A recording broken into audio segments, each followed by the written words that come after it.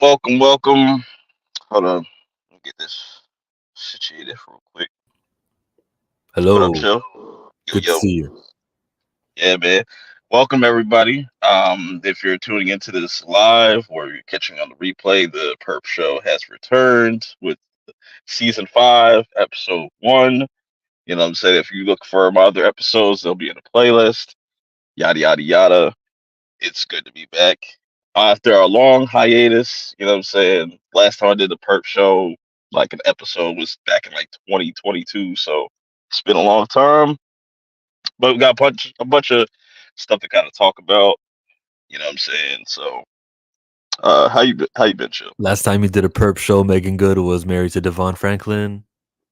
That's crazy. So much has changed in such a year, in just like a year and some change. You know what I'm saying? I originally wanted to do this season last year with like the Hard Never Dies podcast ship, and then just life was just life, and so things just weren't lining up. The stars weren't aligned, so I didn't feel like it was time. But then like you had, Cat Williams really set the mood for this year, and just what a like 3 months has it been? You know what I'm saying? Since the year started, like so much has happened, and I was just like, I gotta get back into this thing.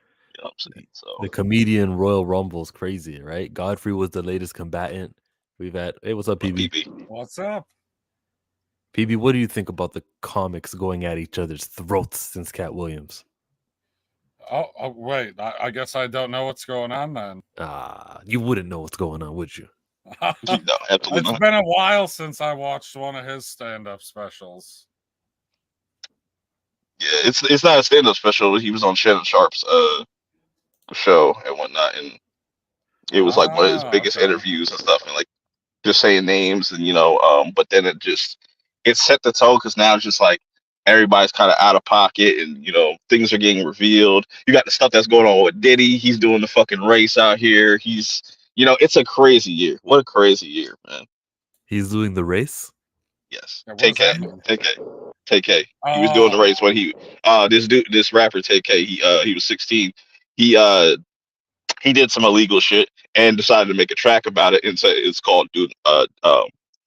It's called the race. But now he's doing life pretty much in prison. So Well, yeah. you know about Diddy, right, PB? I know that he got raided at two different houses at the same time. I don't know the specifics as to why. And the wheels on his plane never touched ground since. Oh, really? Yeah, it's some trafficking, but with a three-letter word that begins with S. Yeah, a lot of stuff's going on with Diddy. It's not Wait, surprising to me because it's like and people's. he's still just Go ahead. flying around out there? Yeah, they haven't caught him. They caught his family members, cuffed Oh, his staff who worked at his house, but he is on the run. Yeah, supposedly he fled the country, oh. so it's like, yeah. So yeah, there's a lot going on with that. What else was going on? Yeah, just a lot of celebrities getting exposed, and just yeah, it's just been a wild year. But to kind of set things off, it wouldn't be right if I didn't give my condolences to the late great Akira Akira Toriyama. Toriyama. Yes, Oh, sad stuff. yeah, man. This definitely came out of left field this month. The passing of him, and sad. Because a lot of people grew up with like Stan Lee or grew up with like George Lucas. Many '90s kids grew up with Akira Toriyama, just watching Dragon Ball and Toonami, and I just wanted to kind of ask y'all like what were some of y'all favorite moments, and people that are watching, you can let me know in the live chat or the comments like what was your favorite era of like Dragon Ball? Was it Dragon Ball, Dragon Ball Z, GT, Super? You know what I'm saying? PB, what was your favorite overall moment, or Oh gosh. Favorite moment? let me say it, like let me ask this like what was your favorite era of Dragon Ball? I mean, if we had to go by an entire show, I gotta go with Z because like that's what I was watching when I was growing up. 100%. I Did was you like, watch the wow, original Dragon Ball, right? At the point that I was watching them on Toonami, they were airing them at the same time, and they would Okay. air Dragon Ball Z first. So I didn't even start watching Dragon Ball right away because I wasn't sure what was going on. And then I started watching. I was like, you know, this is a good story and it's animated well, but like the lack of stakes in Dragon Ball just doesn't bring it to the level of Dragon Ball Z. I mean, he's out there saving the entire damn universe, Mhm. whereas in Dragon Ball, I mean, he's maybe saving somebody on a weekly or show by show basis. Yeah, I think with Dragon Ball, it's more so like the adventureness, like scaling back from taking a break from like all the power scaling and stuff like that. It's just Oh, Dragon Ball was a simple show at that Dragon time. Ball isn't less entertaining. I don't want to give that impression. It's Yeah, a yeah, yeah, different yeah. I style know. of I'm just, entertainment. There's I would just say there's far more comedy in Dragon Ball than Dragon Ball Z. facts, facts, facts. Yeah, it's just like that. That just tends to come up, and I can understand why somebody would prefer one over the other. But it seems like more people that go back and watch the original Dragon Ball have more appreciation for it, comparing it to like Z I'm and stuff like literally that. I just started watching it a couple weeks ago and I'm right at the end of season 1 right now. Okay, okay. You're muted, Lazy Joe. Eagle salute. How does season 1 of Dragon Ball end? They don't do Season 1 seasons. ends with them in the tournament, their first tournament that they compete in. So it's not with Piccolo. No Piccolo yet. He's gotta do the first season is essentially them meeting Roshi and doing like the basic training. And then what season 2 is Red Ribbon Army? See, Yeah, I I think so. remember Dragon Ball Z being way more popular, way more fondly. Like the video games are all Oh, called for Dragon Ball sure. Z something. Cell, Boo, Frieza, like that trinity of villainy. They're all from Oh, the Z. that's because they have far better villains. And as far What as up, I'm Tim? aware, all of the villains are still villains other than Vegeta. Yeah, except for when he has the M on his forehead, then he's back to being a villain. Yeah, Well, yeah, pretty much. was he a villain? I don't know about that. It was just I for he think was using him. He said it literally in the yeah, show. He's like, he, no, I know exactly what I'm doing. I just did this to get a power boost, motherfuckers. right, exactly, exactly. Did And he kill humans? it was a great, just Did the he kill greatest, people? like, yeah, and like Vegeta just has one of the greatest arcs, man, just by And far, he's just got for the where he's. hottest fucking wife. hmm And it's just, I hope, even it's sad that Toriyama like passed away. I just wish they would tighten up a little bit with these series and stuff as far as the writing goes and stuff. 'Cause that's one thing that's been lacking, especially like when you see in Super, like the writing is definitely lacking. So, and like the direction, it doesn't seem like they know exactly what direction to go in. Because like you go from Broly to superheroes, this like 3D like animation style, and just I don't know. And then just that you got the new series coming out this year, the Daima, the Dragon Ball Daima, which Yeah, this is you like excited Goku about going. that?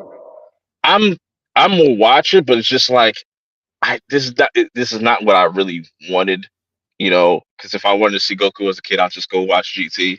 You know what I'm saying? It Right. seems like they're kind of retreading the same thing, and I'm pretty sure Goku's gonna get another transformation or something like that. Where if this was like a completely standalone thing, because I don't think this is gonna be interfering with the stuff at Super, because they still haven't adapted the stuff from the manga like Moro and all that stuff and whatnot. And because I would like to see that, I want to see the Ultra Ego like Vegeta and stuff like that. That'd be cool. But I think they need to kind of get back to the basics when it comes to just writing overall, because there's just so much like dope animes out here that are just giving Yeah. you amazing animation, amazing fights, and also like on top of that a dope story. So But what they have is character. They have Krillin and Yamcha, and we what up, know the Doc? names of Goten.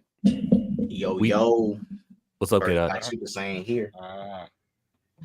We have so if I have the pencil in my hand and I'm writing Dragon Ball, I'm creating a villain who maybe sucks energy or does something to where it does require a team effort. All of a sudden, Piccolo and Tien are useful again, and we gotta use the whole squad to defeat a villain just for something different. Because yeah, like you said, it's just gonna be a hair color that's gonna change, brand new form, and they are repetitive. That's why they're returning back to Goku being a kid. It got tired. They the fighting is just, oh, someone stronger is from over there. Okay, let's yell a little louder and let's see if we can shoot an energy beam at them. Right. And it's like, and it's in the transformations kind of lost their or their importance, because it's like they'll do this all the time in the manga where it's like, oh, he'll get a new power up, and then what I'm saying, it just becomes like kind of like useless, that he got it in the first place. So it's like they got to get rid of the god powers. Like I feel like that's where they're leaning towards, because Broly and Gohan have infinitely more potential, because they don't have no god powers. It's just raw strength and stuff like that. So they're going to do some type of like Super Saiyan 4 for them, or what I'm saying. But they definitely need to get rid of the god powers, because they're kind of like useless at this point. I'm still waiting on Super Namek 2. What is a Dragon Ball Z slander I'm hearing? No, we're I'm saying- offering criticism. What slander? Yeah. This is slandered, as I call it. See, this is the problem with these Naruto fans. They be coming out. Naruto, who are you talking? Naruto fans. Never watched it. Channel. Undercover Naruto fans. Nah, not me. I put One Piece and Bleach over Naruto when it comes to the big three. Hey, that applies to the One Piece fans too. Hey, One Piece fans swore when Gear 5 Hey, came what? out, it's better But than you gotta- than Ultra Instinct. Yeah, but then you gotta give it to One Piece. They ran like 2023. They went crazy last year. So you know what I'm saying? It's their time to kind of like pretty much shine. So That's One Piece tactic. They like to squeeze out the market and keep others from trying to squeeze in. That's What up, what they do. What's up, Rashad? Yo, Purp. Yeah. Show them my Kage Bunshin. Yo, Do it. what? Let me see. Let me put this down real quick. Do it. Hey, K-Dot. Shadow Jutsu.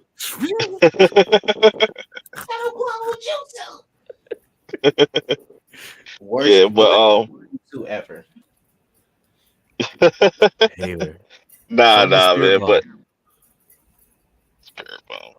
Yeah. Give that's me what all I'm your talking- energy. Give me out. Here. Take it. Do something with it. Go. Yeah, it's just I also been rewatching the original Dragon Ball. Original we Dragon were Ball. just talking about that. Original Dragon Ball. I ain't gonna Alright. lie to you. There's a lot of parts of it that's better than Z and even Super.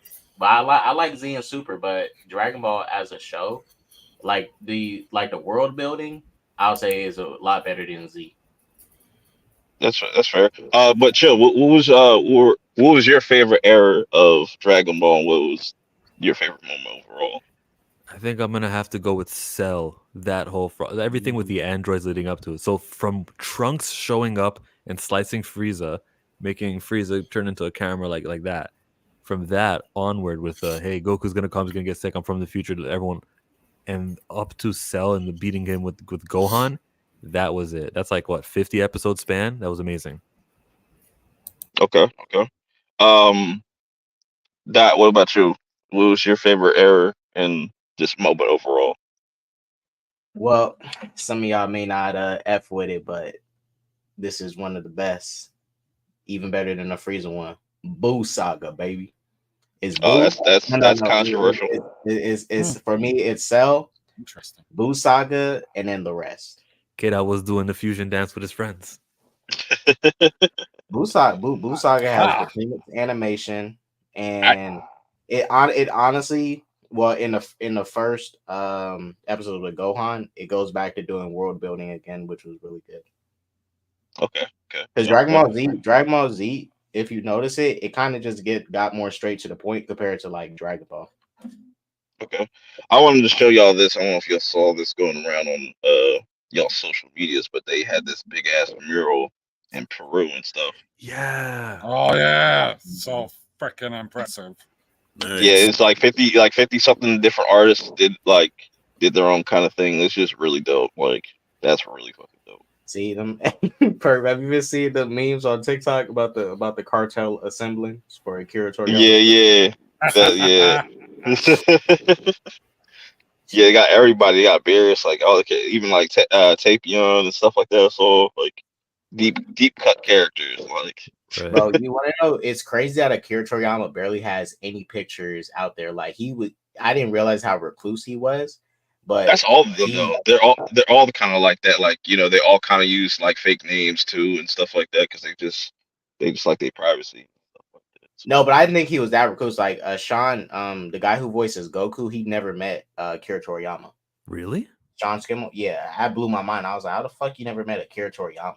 Like that's weird. yeah, that's crazy. Even the guy And who they voiced also never met Akira Toriyama.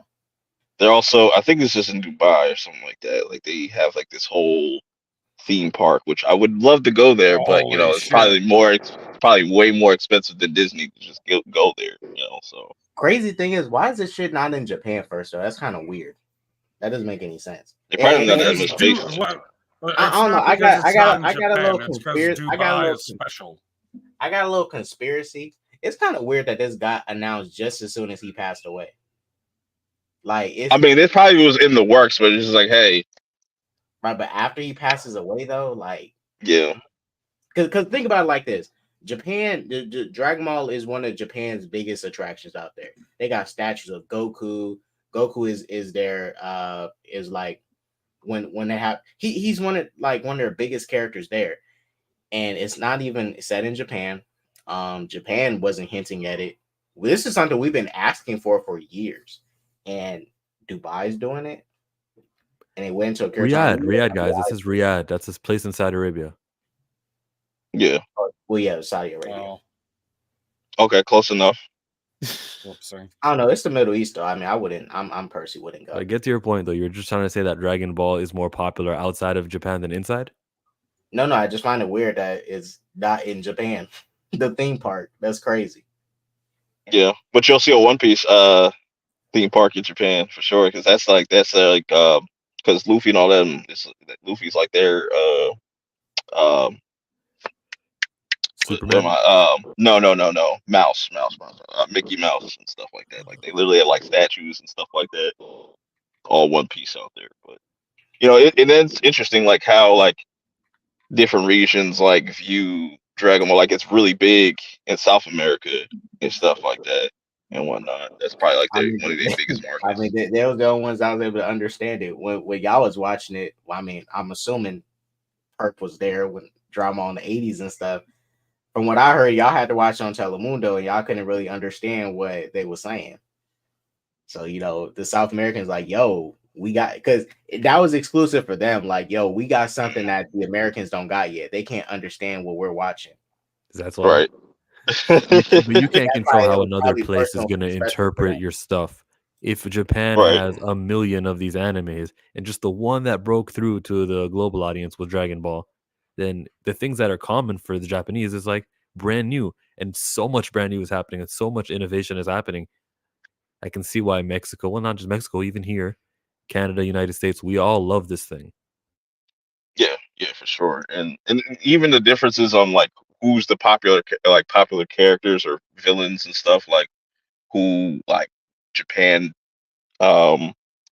likes more compared to like somebody in the States. Like a lot of people like Cell, like he's big over here in the States, bigger than probably like Frieza in some cases and stuff like that. But over there, people could love Frieza more. So it's just interesting. But Dragon Ball is always gonna just be one of those staples in any '90s kids or 2000s kids life and stuff like that. And Just shout out to the always, voice actors. It's not just yep, Akira Toriyama. yeah. Shouts to everybody because everybody that contributed like made it what it is today. So you know what I'm saying. But what up, Rashad? I see. Saw you pop up earlier. So Oh, yeah, no, I'm good. I'm just listening, getting my Dragon Ball education because don't throw no tomatoes or rolls of paper, toilet paper at me. I've never watched Dragon Ball Z before. hey, it's never too late to get into it. It's never too late. Never too late. Never too late. My son is starting me out. Okay, he's like slowly easing me into it. My 8-year-old, he had the same reaction as y'all. He said, "Okay, Dad, okay, you got to watch this fight between Goku and so and so." So he'll take me to like the YouTube videos and show me like the full fights and shit, trying to sell me on it. So yeah, I think I might give it a go.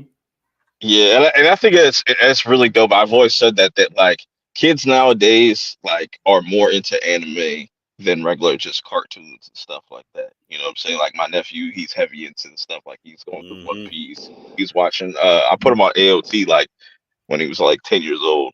Um, but yeah, that's just it's just interesting the influence that anime has over here in the West. Not only just with the people, just with you know in animation with itself. Like we're gonna talk about X-Men '97 as well too later.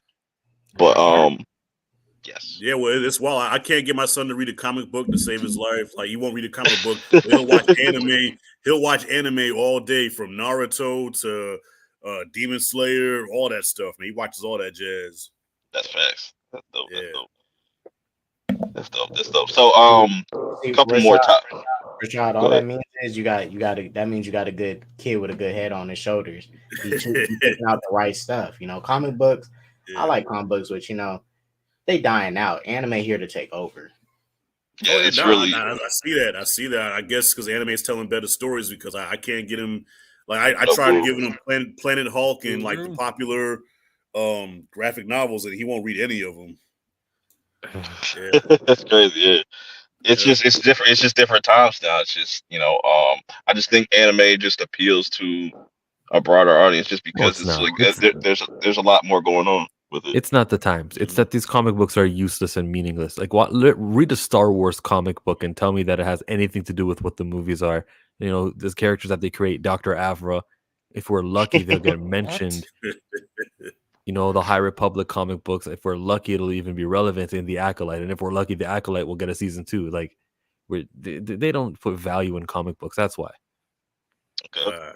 I don't know. I'm opening up another. No. You're about to change the subject and Go ahead. everything. Go ahead. Cook. Go ahead. Cook. I'm gonna let you cook. Yeah. Man. Guys, I'll let I'm you gonna cook. come But and save. I'm coming and save the comic book world. Look out for my new comic when it comes out. I'm writing it out right now. The art is being worked on. One day it'll be in your hands, and you're gonna be like, "She'll Nice. save." I need a signed copy, Yes, a personal copy, Yeah. so I can never read it. I'm gonna frame it up though. I got you. I'll get you Listen, a 10.0. that's why I'm grateful that I grew up in the 80s and the 90s, because to me that was like the golden age of comic books. Like we had so many great stories during that time, you know, from The Killing Joke, and like I said, Planet of Hulk, Death of Superman, Man Without Fear, The Dark Knight Returns. Like so many great stories, man. But yeah, I haven't bought a new comic in I don't know how long, so I don't even know what the stories are like now. They're probably trash, I bet. Yeah. So That's what I've been doing as of recent, just reading older comics instead of newer ones. Mm-hmm. interesting. So first little topic that I had, little topic. You got 3 big topics later, but we're gonna build into it. There's a new Chucky movie in the works. God damn. Yeah. That's old Chucky. Wait, is this going to be connected to the show or like? Yeah, I think so. I think that's what they're going to end up doing. Is like they're going to eventually get into a movie at some point. What But the fuck happened to Chuck? he got old. He there's this whole storyline there's a whole storyline in the show where he lost what's the demon what's the shit he prays to? Debula. Debula. Yeah, he loses the power because he got exercised and stuff. So like that was like there's a whole joke. There's a whole joke. So he loses his power. So it's aging him. So that's a whole thing. But yeah, this was interesting to me. You know, that Chucky's gonna be on the big screen. Hopefully, it's to be on the big screen. It's not like just straight to VOD type shit. Because the only title that you need for people to get in the seats is The Return of Chucky. That's all you need. That's all you need. Just call it The Return of Chucky. Yeah, and the real Chucky, not that AI shit they did back in 2019. You know, I didn't hate that. Because it's like because you see what they did with Megan, but it's just like I liked the fact that Child's Play because in my mind, if they were going to make multiple movies, you would see him adapt to things like an AI would. Like he would start being childish and stuff like that in the second one, or just he just be more advanced, start learning each movie and stuff like that. That's where I kind of like the idea. You know, Megan, I think executed it a little bit better, but like I didn't hate that movie. I mean, well, anything besides Chucky. If you'd have called him Theo or some shit, then it would have worked for me, man. You know what I'm saying? You take Chucky. I'm like, nah, dude, that's not Chucky, man. Yeah, you know, if it was anybody else, Purp, it probably would have worked for me. Right. Yeah. Yeah, I just wanted to throw that out there. Moving on. I recently just got to check out last night's Winnie the Pooh Blood and Honey 2, and that was really good. That was a really dope movie. A much needed, like a lot of improvements from the first one, and even how they utilized the first one in this second one, kind of doing the meta thing where it's just like the whole first movie was just like a reenactment. It's not like even the real poo and stuff like that. I like that, and just adding to the lore and them announcing this whole Pooniverse universe thing is it Oh my just really God. it has my attention because and the way they broke it down, because when people see this they're like, oh, this has got to be a joke, but when you hear them kind of talk about their ideas, like um it ideas like Pinocchio, where they said in the movie he's going to skin somebody and wear their skin because he wants to feel like a real boy. I was like, that sold me. That sold me right there. I was like, that's dope. And then they showed a little clip of Bambi, and they're like, Bambi looks like uh the deer head from Evil Dead 2. Oh yeah, yep. It's like that, but like think of that, but just more demonic, and just it looks like it's like a 8 or 9 foot like deer or some shit like that. It looks fucking dope. And the fact that you see in this poster, you got Pooh riding Bambi, I was like, yeah, you sold me. You sold me. And Pooh's weapon of choice in this is like a bear trap that's attached to like this chain. So that has so many dope, like there's this one kill in the movie where No spoilers. he literally okay, I'm not gonna spoil it. But Oh. that the way he uses that shit is just really genius. That like a bear trap is is his choice of it's and I see a lot of like people being really negative about this, like they feel like, oh, this is lazy or something. But if you watch the movie, it's actually Amazing. pretty interesting what they're doing and just how they handle Pooh and giving him a whole backstory. And I'm all in for like these other properties. Doing a whole universe where all of your properties are going to attach, you can't call that lazy, but you can say that it's cheap of them to off of the backs of Marvel. Like, look at this logo of Pooniverse. The letter P is just like the letter A for Avengers. Yeah. Like, is they going to have honeycombs are going to be the Infinity Stones? That's what I'm curious. That's what I'm curious to see. Like exactly, like how are all these monsters going to come together, and what is going to be like? Are they going to be fighting Peter Pan? Like it's going to be Team Pan versus Team Pooh? That'd be crazy. But like some Civil War shit. Well, Purp, I'll say this personally. I don't disagree with you because I might give the movie a chance, but I'm not finna like hate on what they're trying to do because I haven't even seen the first movie or the second movie, so I don't know what they're going with or how they're going to do it. But hey, they doing it. Yeah, listen, I'm on board. I'm on board. I predict Pinocchio probably gonna be the scariest one because even the Disney cartoon was kind of creepy. Yeah, and I was just like, because that's my whole thought. Like, yo, Peter Pan would be such a dope horror movie. That's a horror movie already, but like, you know what I'm saying? Like, my idea of a Peter Pan horror movie would be different than theirs, but they said that their inspiration for that movie is going to be what's your idea? It was going to be kind of more like a little psychological, like horror, but also supernatural at the same time. I haven't really like filled out all the details, but that's like kind of like the tone I would go for it. But they were pulling inspirations for their Peter Pan from Black Phone, and like they said, like French films, which got me really interesting. So that makes me think that and they said it's going to be the darkest one out of all of them. So that's interesting. They can make the Lost Boys vampires. No, they did that already. Never mind. Yeah, so you're gonna have Pooh. You're gonna have Tigger in here. You're gonna have Owl. Obviously, I don't know if that's the actual rabbit or rabbit from Alice in Wonderland. He's in like the corner somewhere. Sleeping Beauty's there. You got Mad Hatter, looks really dope. Peter Pan's right there. The big face next to the moon. That's Peter Pan. And Pinocchio. What else is it? I don't know who that's supposed to be at the bottom right. I don't know if that's supposed to be Hook or something like that. That'd be interesting. But yeah, I'm sold on the Pooniverse. Something that I'm not sold on though, to segue, is hot dog flavored water. Oh, Boo. Good Times. Good Times, the series that nobody wanted. Nobody asked for this shit. Wow. Nobody asked for this shit. I told Trill this in this. I was like, bro, I wanted the Boondocks revival, not a Good Times. Like nobody asked for this. Well, I tell you what, if they can redeem Florida Evans, I'll be all for it. As much as I love Good Times, I hated Florida Evans. She was like the worst wife ever, man. Worst TV wife of all time. But Rashad, can you see the lettering? That's exactly what I was going to ask him after what he's just said. Did you see the trailer? lettering. Just look at the producers in red. oh, Steph Curry. No, Norman Lear's still alive. Isn't that the guy that was over the old one? I mean, Seth MacFarlane is a valid producer, but Seth MacFarlane, yeah. And Seth MacFarlane was funny with the joke about the baby, little baby, and baby from Lil Wayne. Like that was a funny joke. I get it. He can be funny. Is this negative though? And is it like terrible representation at the same time? Yeah. What is Wardell Curry thinking?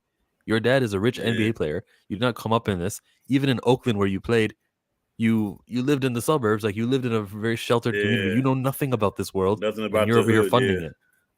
That's true. That's a good point. Isn't that what producers do? Fund shit with their money that they don't know anything about, hoping to make a buck back. Nine times out of 10, yeah. Pretty much, yeah. Right, just most of the time. Obviously, there are people out there that are actually, doing a passion project.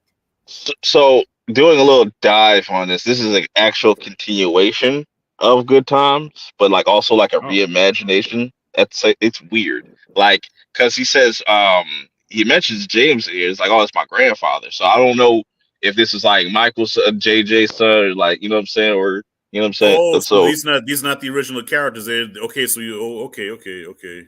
So that's not James and Florida Evans. Yeah, it's supposed to just be like it's marketed as like a reimagining, but it's a continuation at the same time. It's weird. Wow.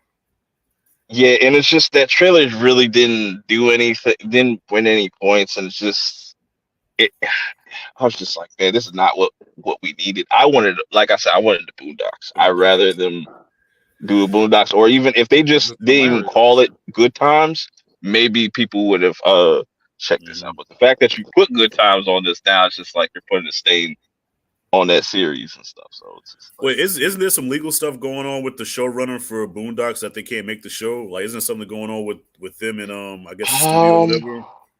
I have no idea what's going on with that. But I know that was in the works, but then, you know what I'm saying, Pops passed, and I guess they just said, fuck it. So yeah, because I remember that they interviewed the guy, and he said that that he had another season ready to go, but they couldn't, I guess him and the studio weren't seeing eye to eye, and he just ended up saying fuck it and just dropped out. He left for season 4, and they did the whole season without him. Then he came back for Create with the input, and they decided that it was too expensive to continue. So they filmed and recorded a lot of scenes. There's a lot that are in the bag, episodes that are completed, but the season just is in like that turmoil. It's just waiting to be released, waiting for a reason, waiting for the appetite. Then they'll capitalize and they'll launch it.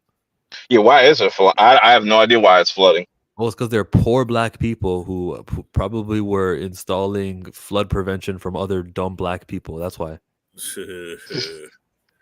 Why does the wife have blonde hair? Why does the wife have blonde hair?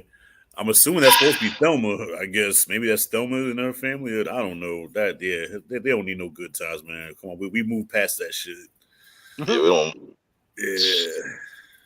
Yeah, I expect this to pretty much flop. But moving on from that, just like that, we don't want to insult it more. I feel like it's worth so much. Oh, let me do this. Okay, Purp. Go ahead. I did a video on this. It was like 5-minute long video. I started reading the comment section, and you would be glad to hear. Oh, you watched the video, right? Because you left a comment. You saw it. Everyone who left a comment was saying we don't need this, and it's negative. And who asked for why is Seth MacFarlane? Like everyone was on code, and it was wonderful to see. It feels like there's like an awakening happening, at least. You feel that? It's an awakening. It's been an awakening. It's People been are an woke. awakening. Yeah, it's crazy. But also the Oscars and stuff were, what was it, a couple weeks ago? We also have a bunch of new shows releasing and stuff like that. We're going to talk about that as well. But I just wanted to kind of touch on Oppenheimer winning big at the Oscar, just pretty much sweeping. RDJ getting his first Oscar. Shout out to RDJ. I think this is the first. No, this is not Christopher Nolan's first, but this is the first time getting like Best Director. And they won, and Oppenheimer won Best Picture. So they was just cleaning up. Cillian Murphy, he got his award and stuff like that. That was dope. I think that was a big. That's a great moment for Chris Nolan and stuff like that. So yeah, his race is gonna go up too now. You know what I'm saying? His race is going up now. Do you feel like I've heard some people say that was like a token Oscar because he should have won a long time ago for like Inception and Interstellar and stuff like that? You know what I'm saying? So they feel like this was like an apology for the Oscars that he didn't win, kind of like they did with Scorsese and Spielberg and all the other big names. Yeah, you agree with that?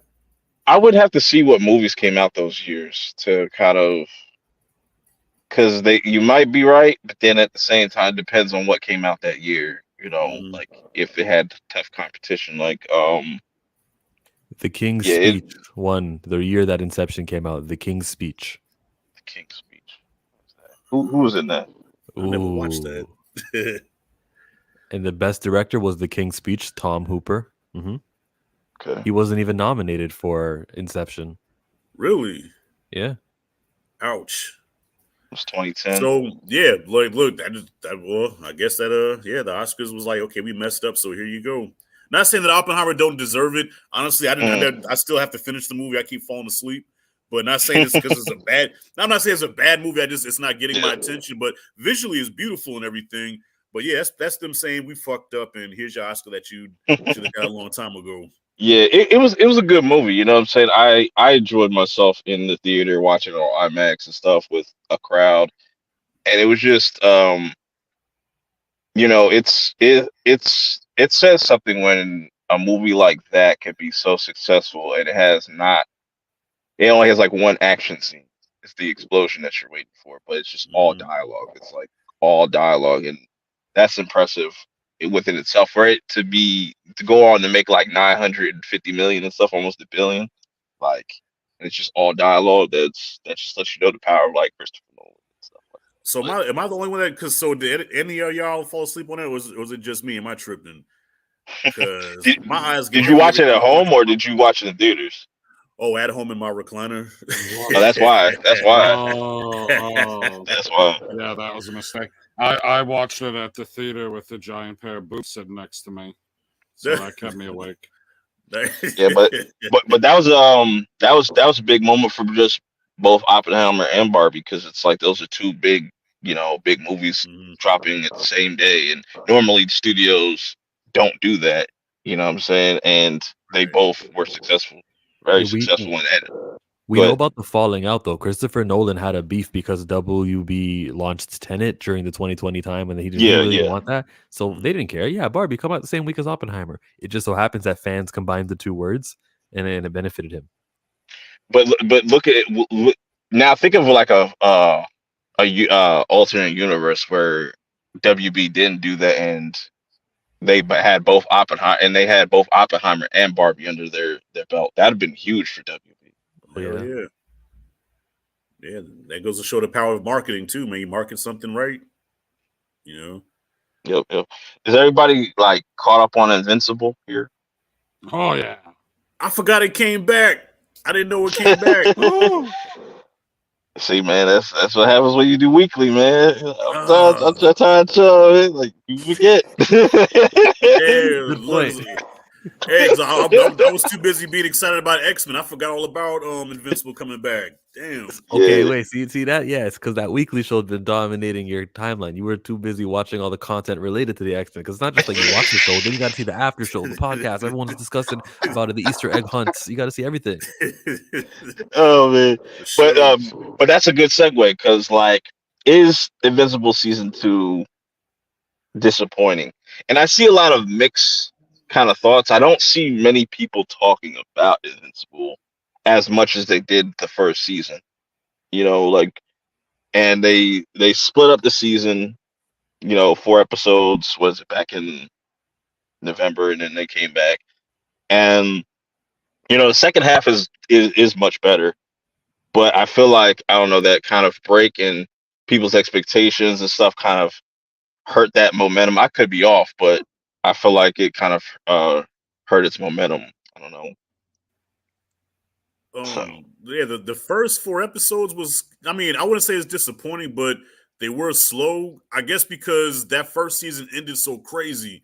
Like that last mhm, episode was buck ass wild. So you go from a buck wild crazy episode to now everything is just, kind of, even though he suffers from PTSD, but it's like you go from that intensity to now it just slows down. It's kind of like, okay, waiting for something to happen again. And it just mhm, was, I don't know, it was a little slow. It was a little slow. Not mhm. bad, just slow. Yeah, and I can see like some people being turned off, like, like Guru. We always, me and him always talked about this. Like, he's kind of falling off the Invincible train, but like that part 2 is much better. There's things happening. Certain character deaths were pretty shocking. You know what I'm saying? Whoa. You say that the character deaths are shocking. I would say the characters not dying is shocking. Yeah, yeah. But I'm saying like that one specific, because I don't know how, like, I don't want to spoil it for Rashad. So that one character that just recently was deceased, maybe not Ooh, deceased, but just, Chill said he didn't see it either. yeah. I'm just saying, just Mhm. yeah. It's just I don't know. Just the second half has been interesting, but I can understand where some people could be kind of lost or just uninterested because it jumps around a lot. There's certain things that they set up, and it's just like, okay, that's going to be setting up for something later in season, or we're setting up this, or sometimes there'll be some dope ass action, and then like they'll go into some slow shit, and that kind of fucks up with the pacing a little bit. I feel like with some people, Yeah, the pacing's a little weird. you know what I'm saying. So we'll see what they do with these last 2 episodes if they really deliver. I feel like they have to be very strong episodes to kind of win people back, but we'll see. Hopefully, they don't run into these issues with season 3. You know what I'm saying? So I have to wait. X-Men 97. Whoop whoop. Yes, Is sir. it a hit? Is it a hit? Obviously, people are loving it. You know, I gave my thoughts on the first episode. I wasn't blown away. It was okay, but then the second episode was much better.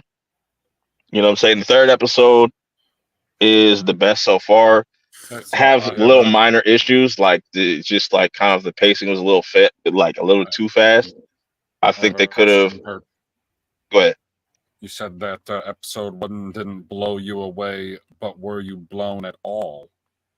Oh, Oh No God. Diddy. No at Diddy. least, Pause. at least half of Woody. No Diddy. No Diddy. No Diddy. No Diddy, bro. But no, it didn't wow me, and it's just the animation. I didn't hate it, but like just certain moments it felt stiff. But then over time, like I said with other episodes, it seems like this is where, okay, they're gonna put their budget, because I just watching anime for so long, you can understand like what they're gonna save their budget for and stuff like that. So Yeah. why like certain things won't look as polished or clean. And I give it the benefit of the doubt because it's season 1. So if like they get a season 2 and they approve on that, and we see like uh um like an upgrade, I'll be fine. Like, because right now, like I said, episode 3 is probably like the best. It had the most, like the animation felt consistent. Um, I like where they're going. I don't like how like Wolverine feels like a glorified side character now. Like, it's kind of weird. Yeah, It's kind almost. of Yeah, weird, but yeah, yeah. and some of the voice acting, especially like Wolverine, just, I don't know. Maybe it's been a minute. Is it the same guy? Same guy that's doing Wolverine's Same voice? It's guy. a The new same guy. voice actor. Yeah, I think most of them is the same voice actors coming back. Yeah, he don't got it no more. I don't know. It's just he don't got it no more. But No, well, everybody even else is Rogue. fine. Well, even Rogue. Well, Rogue sounds like an old woman, so I guess that's the same voice actor because she looks like she's 20, but she sounds like she's 60. Yeah, but Yeah, Rogue sounds old Rogue, as shit. Rogue. When she doesn't say a lot, like you don't really notice it. But when she starts to kind of talk, you kind of notice it. Magneto and Cyclops to me, and even now Jean are going to carry this show for sure. Oh yeah, definitely. But Yeah, no, I loved every minute of it, man. Every minute of it, I loved it. I mean, I grew up. Well, I was 10. No, I was 11 when the cartoon came out in the 90s. So, man, when this shit started, man, true story. I hit pause, ran to Walmart real quick, got me a box of Cinnamon Toast Crunch, came back, poured me a big ass bowl, sat in front of the laptop, and I was 11 years old all over again, man. Really? Yeah, true story. Cinnamon Toast Crunch? That's the best cereal ever. Yep. I don't know about that. Come on, BP, don't do that. Don't do that. Come on, what be Cinnamon Toast Crunch? Fruit Loops. I mean, fuck no. Fruit Loops, fuck out of here. Cinnamon Toast Crunch goes soggy so fast. I like me some Captain Crunch all berries. Oh no, you like shit stuck. You like shit stuck in your teeth and stuff. That you know what I'm saying? Whoa. You gotta get yourself some better teeth. Yeah, get some better teeth. Nah. You like shit stuck to the roof of your mouth. You like fucking up the roof of your mouth. Yeah, man, that shit leaves the roof of your mouth raw as hell, man. Hell no. No Diddy. No, but okay, now to be fair, the berries are much softer than the regular Captain Crunch. Yeah, they are, but they turn soggy faster too. No, but yeah, but look, it got me through the episode, and yeah, I have no gripes with this. Now the animation, I think they purposely did it like that because that's how it looked back in the day. So I think they try to stay true to to the look of it back then. Just for a little few, little adjustments to kind of modernize it. But nah, it fits perfectly with the old series. Okay. Me. Yeah. Okay. But so chill. How do you feel about the first 3 episodes so far of X-Men? I think Byron Allen, who owns the Weather Network, needs to make a deal. And he needs to get that voice where Cyclops says, give him the forecast. And that needs to be a constant on his Weather Network. Because that's a line right there. And you know what I like? Even though there's people are gonna complain, and I understand the complaint, that Storm is gonna be off screen, depowered and whatnot. This is an ensemble cast. There are gonna be episodes that are not gonna be about Storm. That's understood. So at least her time off screen has a storyline reason. So like the next time we do see her, when eventually she will get powered up, we'll be like, her time off was storytelling just by her not appearing. Character film. True. I have a quick question though. How is it that Rogue can touch Magneto's skin to skin and nothing happens, but she can't touch Gambit? The reason is Magneto basically puts on an electromagnetic field around him, so it's not making contact. Gotcha. Okay, so a magnetic condom, pretty much. Yeah. Magnetic Jimmy. Okay. That's funny. Makes sense. All right. Poor Gambit. I feel bad for Gambit, man. All these years trying to get at Rogue and Magneto untapped it. He bagged it like that, yo. He bagged it. Damn. Gambit gets no respect. So, PB, you've seen all 3 episodes, right? I haven't watched any of the episodes. Do I need to go back and watch the original series to know what the hell's going on? Because I haven't watched it since it was released. Not just the last episode, just the very last episode of the series. That's probably all you need to watch to get caught up. Oh, okay. Yeah, because I know that where it picks up from. And when I watched the trailer, I was like, what the fuck you mean he died?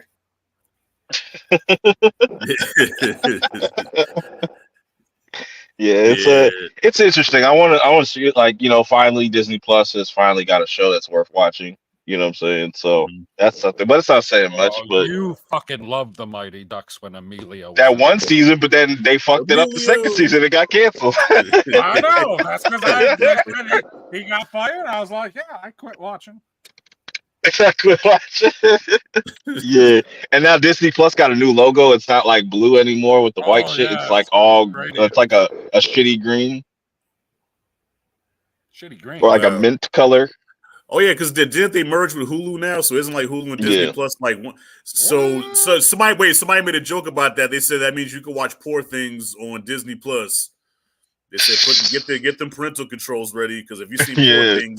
Poor Things, that movie's one sex scene away from being a porn. Straight up, Real shit. Yeah, real shit. That shit was hella graphic. I was like, damn, like I was hella expecting graphic. that. Oh, that's why the color of the background changed. Yeah, I seen that. I was like, oh, whatever. yeah. It's about time they should have launched like that. I don't know why it took them that long, but it is what it is. Because the blue color is the background from when they do the Magic Kingdom logo. Interesting. Yeah, it just seems like nobody likes that change. Magic But Kingdom just more, you like, can watch Poor Things on Disney Plus now. Wait a second. People are actually taking time out of their day to bitch about the color of the background of the fucking logo? nah, yeah, just the greenish. Yeah, it's just it's ridiculous. I guess yeah, it's first world problems. You know what I'm saying? Yes. Wow. So continuing on this, talking about animation, also in the Oscars, The Boy and the Heron beats Across the Spider-Verse. The Boy and the Heron is a Miyazaki film. If you've ever watched like the Studio Ghibli films, like Spirited Away, Howl's Moving Castle, and stuff like that, those are like his films and stuff that he made. Spider-Man fans was down bad, man. They lost in the Game Awards to Boulder Gates 3, and now they lost at the Oscars and stuff. It's just like just the outrage from like Spider-Man fans. It's Bro, I am funny as hell to watch. outraged you just slid in your little Miles Morales is Spider-Man ideology with that sentence. Spider-Man fans have been losing. No, this is a different character. This guy's Miles, okay? But it's Spider-Verse, so Spider-Man, everything is connected. Put some respect on his name.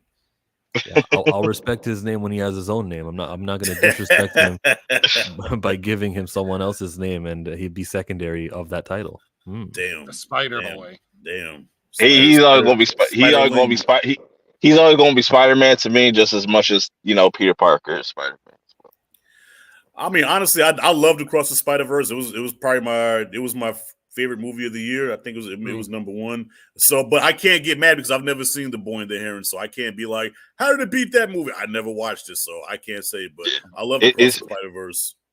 Yeah, and just if you've ever watched like Spirited Away or just any of Hayao Miyazaki's films, like this was supposed to be his last film and whatnot. I don't think that had anything really to do with it because like the last one he won was for Spirited Away. That was in 2000 something like 2000. Okay. I have a philosophical question for Chill. What do you call Terry McGinnis when he's in his suit? Batman Beyond. Thank you. Oh, Batman. I don't call him just Batman. Yeah. I was about to say, who the hell's Terry McGinnis? But okay, yeah, Batman Beyond. Right on. Oh. I'm like, who the fuck is that guy? But now, to talk about this a little bit more, it's just two different types of styles. Like, yeah, like Spider-Verse was great, but like I'm more upset. More people should be upset that Ninja Turtles didn't get nominated. How the fuck did Elemental sneak its way in there and not fucking? You know what I'm saying? Like that was bullshit. I'm be more upset about that because I like that movie more than Across the Spider-Verse. But there's also a lot of factors into it as well. Like to me, Across the Spider-Verse being just a sequel kind of hinders it, where it's just like you gotta watch the other one to understand this one, where Boy and the Heron or just even Ninja Turtles, you could just watch that by itself and but it's just two different art styles, but like with Miyazaki sticks to that 2D animation, and it's just his films are just super detailed and stuff. It's insane. But just want to kind of touch on that. And talking about anime's influence earlier, what I'm saying, we see that Warner Brother plans to expand uh with their anime stuff with ten series per year, which is pretty crazy. So they're all in, and I can't wait to see the Suicide Squad like isekai, because that's a whole interesting, what I'm saying, even though like in anime, for those that don't know, that isekais are like where somebody who dies, they get brought back into like a fantasy realm. So something happens with Harley Quinn, and she's gonna get put into like a fantasy realm and stuff like that with like the different Suicide Squad members and stuff like that. But the most annoying thing about isekais is that they make like so many of these. They make so many of these. So I'm curious to see what they're going to do different here. Because usually with the isekais in anime, they'll have this long ass title, like the one time I got reincarnated as a slime, or next Tuesday I gotta go to work, and if I don't, this I'm gonna get fired. They have these long ass titles. It's such a troll, and it's hilarious. But this is interesting to me, and because I thought like WB, the way that they were going, that they're kind of transitioning completely out of like animation, like not really fucking with the Looney Tunes like that. Now, like we could possibly get like a Looney Tunes anime or something like that, or in those realms, or more DC stuff that may be um, mixed with anime or something like that. So that's interesting to me, and that just they're doing something that Disney should have done with Star Wars Visions, with the whole just branching out and just making individual series. That would be good, because like anime is more popular than it's ever been in today's day. So And it's cheaper to pay all these other studios in other countries. that too. Yeah. What's your thoughts on this, Chill? That I'm for opening it up and make it so that it's consequential, long term, that we can like really dig in and have 3 years of these shows and the same show, right? I don't want to have anthology. True. Yeah, that's one thing. Like I said, bringing back to Visions, it's like the anthology part is cool, because then it's just like you can kind of start wherever, but let's like actually make these like into full-fledged series, because that's usually used to be the thing. Like for the people that grew up watching 90s Nickelodeon stuff like that, oh yeah, cartoons, like a lot of like Fairly Odd Parents came out of that, Chalk Zone and stuff like that. Like it would be like little shorts and stuff, and then you turn them into actual series. And I don't know why they don't do that more. It's just like a no-brainer. But PB, what you think about this? Well, I mean, if it's being made by people in other countries, they're probably saving on paper and supplies, because people with tiny hands can make tiny pictures. Yeah.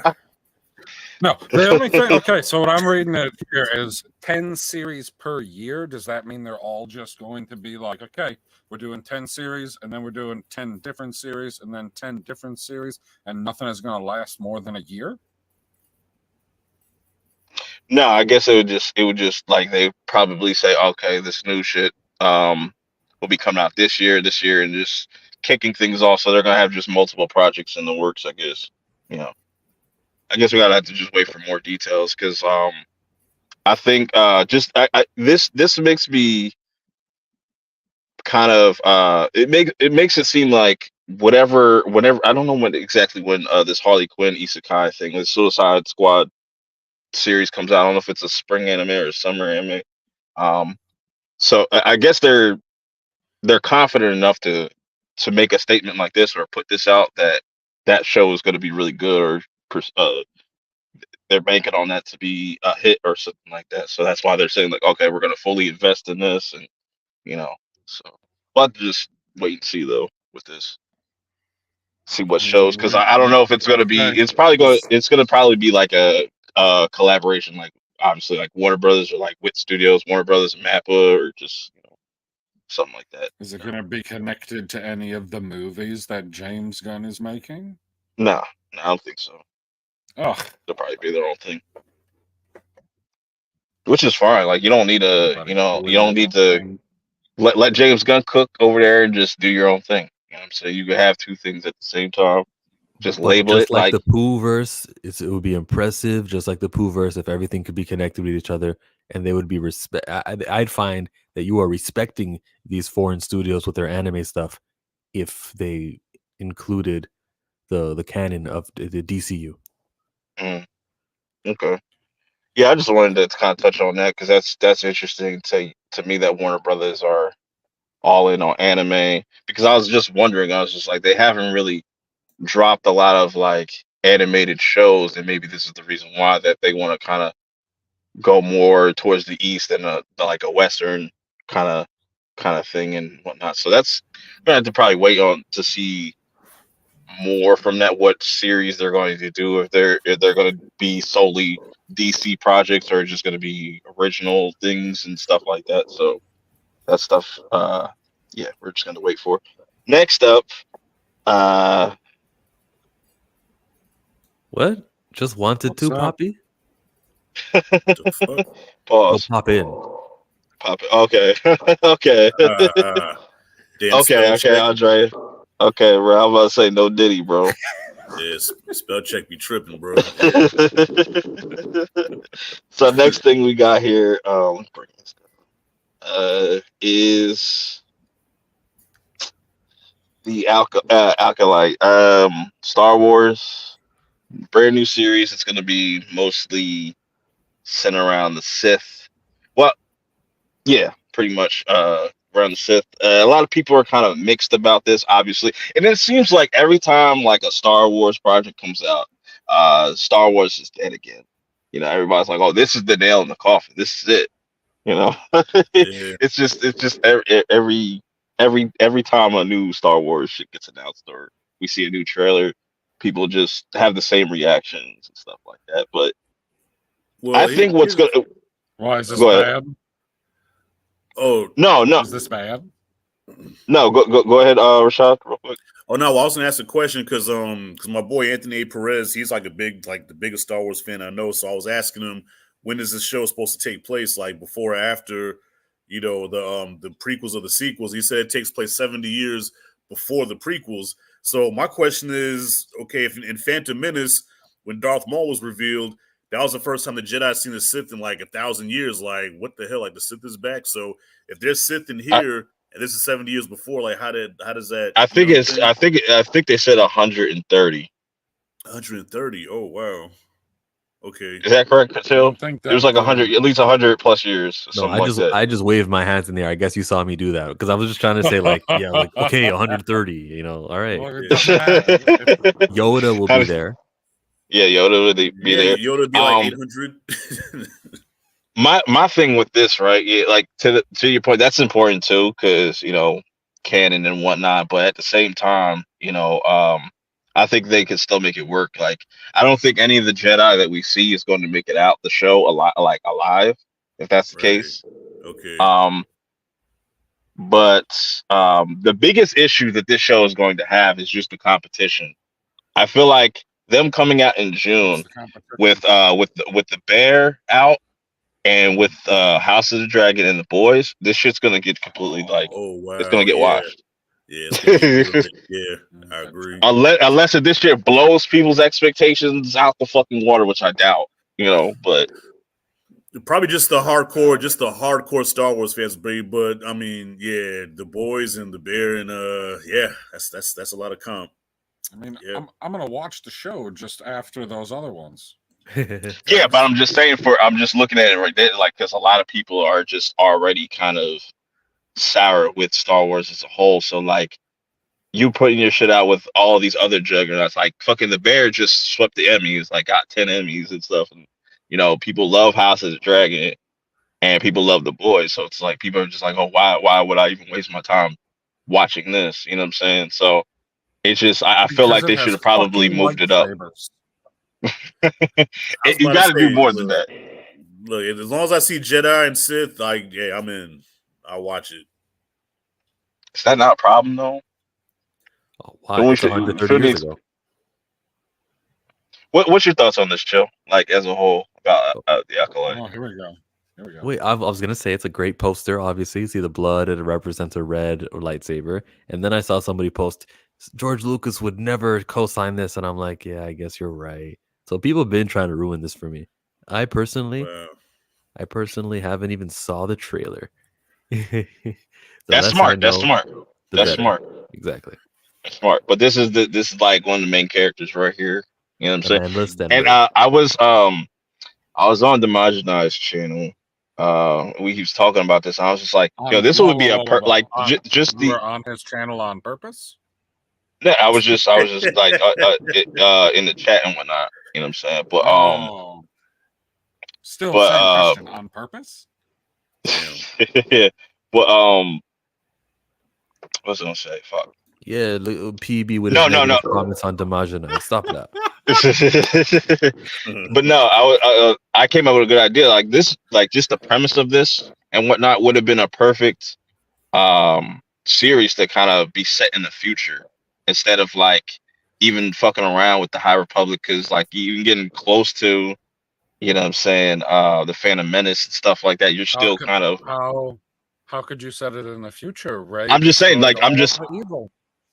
No, I'm just saying, like, this could have just been a completely new story. We don't know exactly. It could have been fresh new characters. It had no connections to Skywalkers, nothing. Like, you know what I'm saying? You could have start fresh and that's the mystery of it. You know what I'm saying? It's just like, oh shit, like, we're like X amount of years away from, like, far, not far, but like far enough to where it's just like it's its own thing, and then kind of fill in the blanks from there.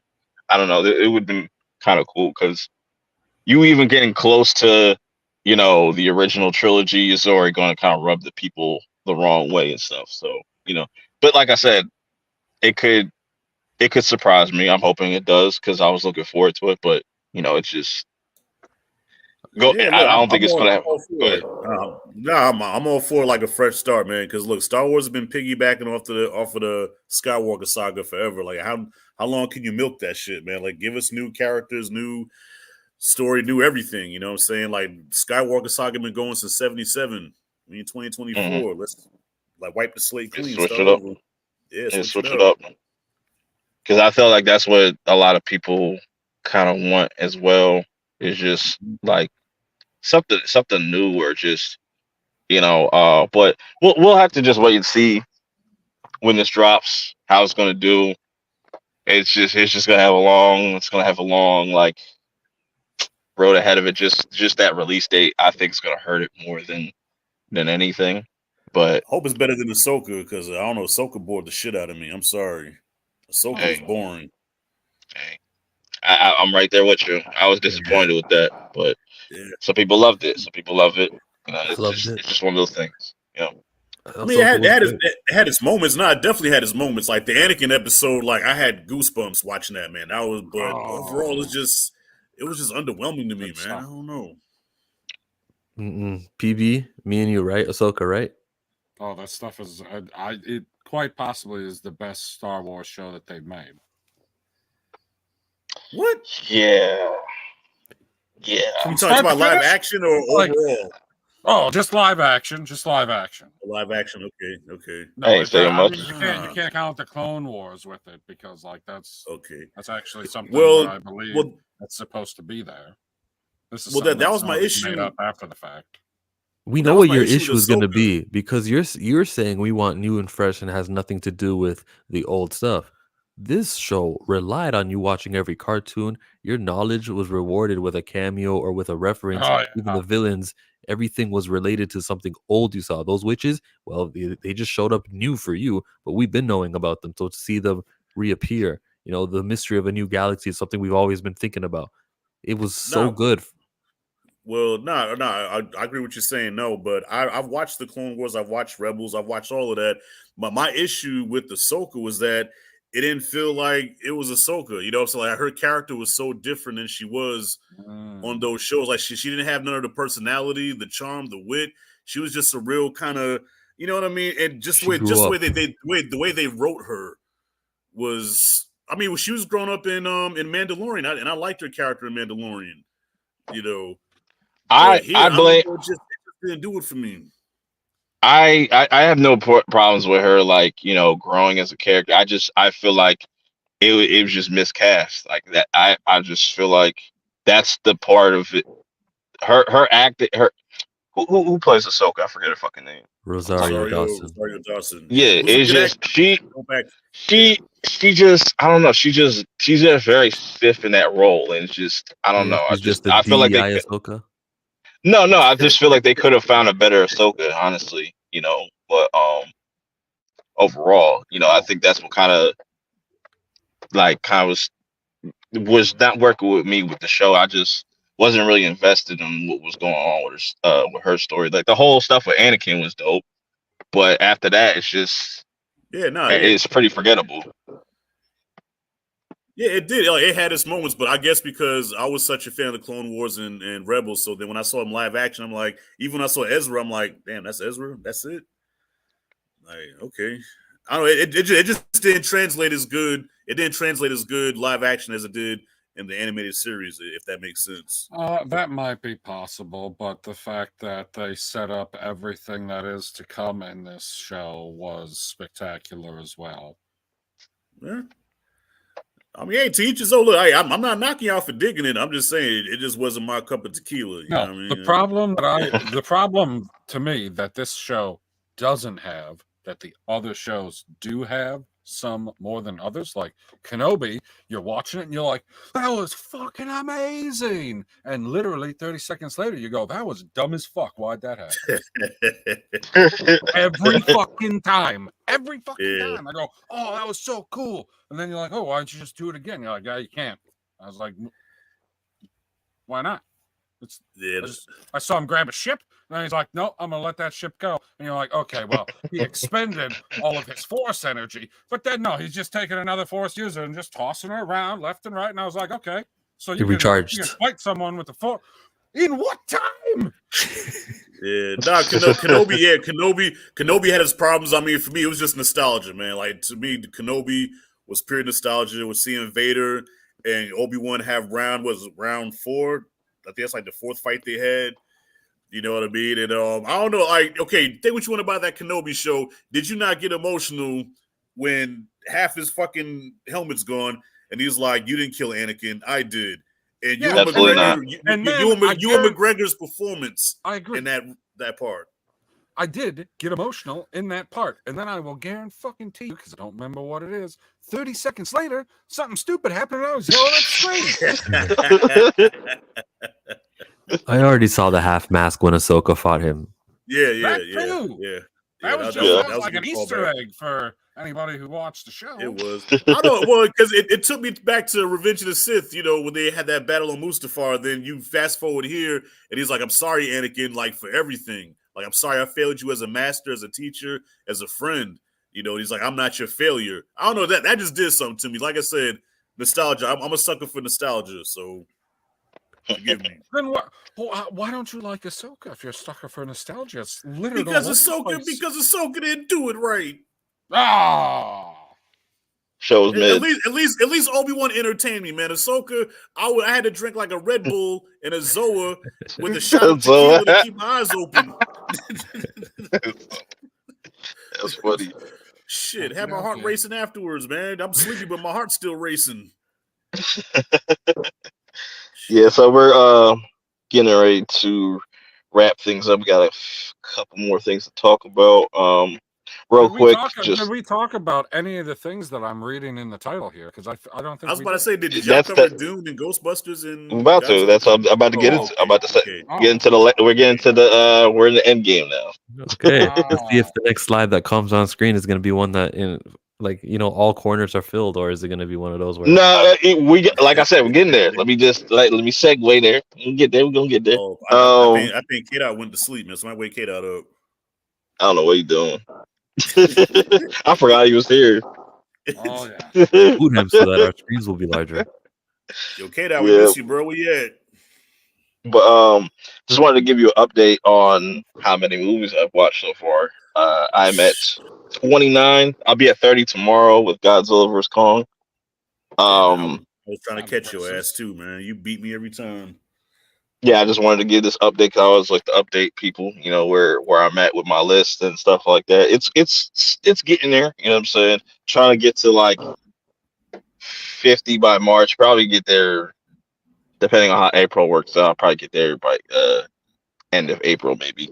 I could get What there. was As night? you're on Letterbox, right? You on Yeah. Letterbox?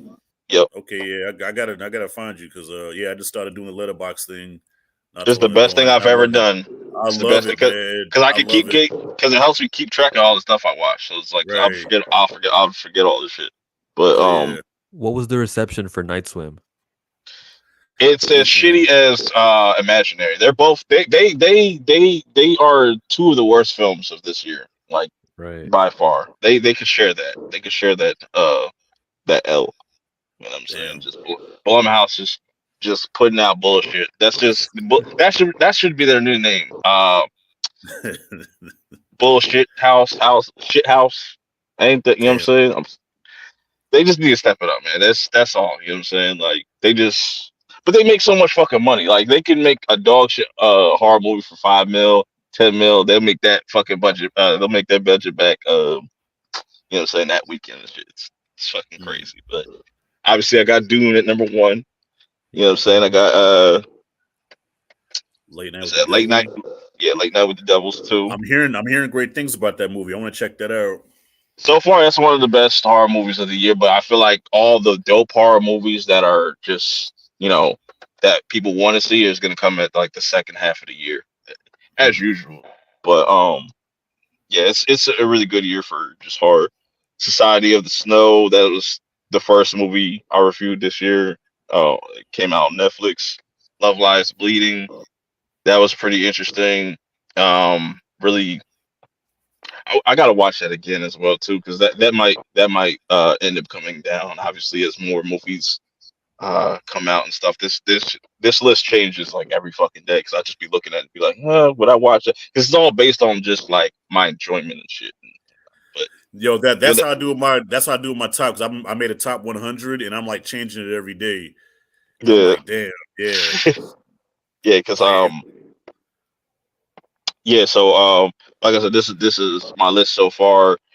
Who knows where Godzilla and Kong is going to be by tomorrow? Like I said, that like my list changes frequently. So every show I'll kind of just give y'all like a little update and stuff like that.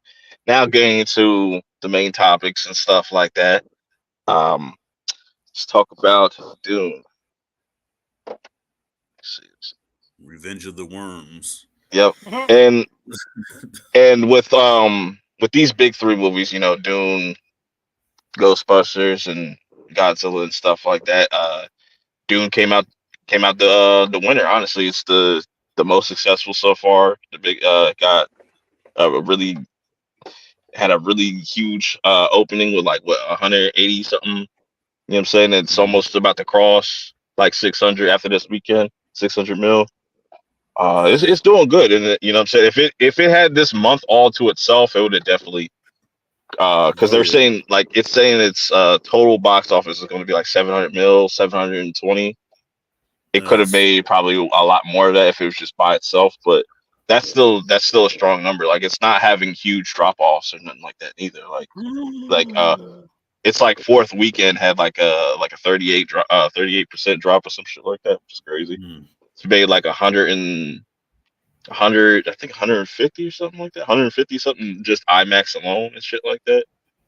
So that they doing good business over there with IMAX and whatnot. But it sucks that like you're starting to see them losing those IMAX screens slowly, but there's still like some here and there. But that's what they're making a bulk of their money. But uh, yeah, man, Dune was definitely the most impressive movie to come out this month so far, and probably for the year. Just on quality alone, I don't think there's going to be a movie that is going to be at the same quality or have even that hype, because it's just like even before the movie dropped, like it had an insane amount of hype and stuff, and you know what I'm saying. And this is honestly what I always wanted out of sci-fi, like the dark, gritty, you know what I'm saying, and just the kind of storyline that they're building around with Paul and stuff is just it's really intriguing. Like it's the anti chosen one type of, you know what I'm saying,